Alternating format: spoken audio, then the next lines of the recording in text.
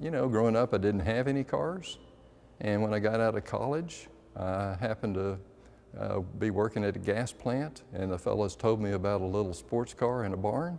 So I hightailed it down there after work, and I saw a little 1957 Thunderbird and tracked it down and was able to buy it and then clean it up and enjoy it for a time, and then recognize that yes, the value is in those that are few in number and are going to be sought after, so buy them before they're recognized.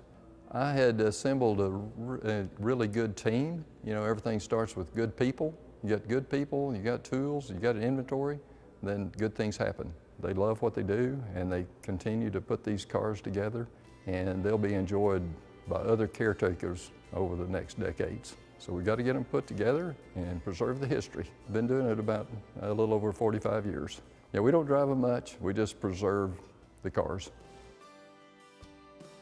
There's a Grabber Orange Boss 302, a little Mach 1, several Shelbys. 1963 289 Cobra. It's the 16th 289 Cobra that they built.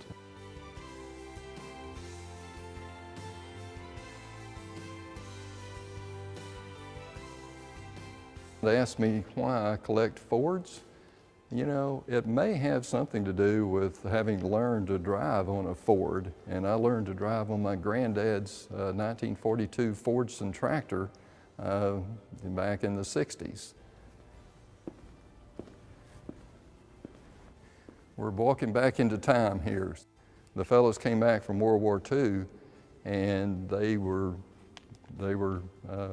I guess wanting to go fast after coming back from the war, and they would pick up these 1932 Fords, take the fenders off of them, chop them, make them a little bit more aerodynamic, and put a late model engine in them, or bore the flatheads, and they would go to the drag races. This is a 1966 first year Bronco, unrestored. We called that the U13. They didn't make very many of those. These cars will probably not be restored again. They'll be taken care of by caretakers, just preserving the history of Ford and certainly Ford performance. You know, trying to determine what do I do with these cars and what's the right thing to do.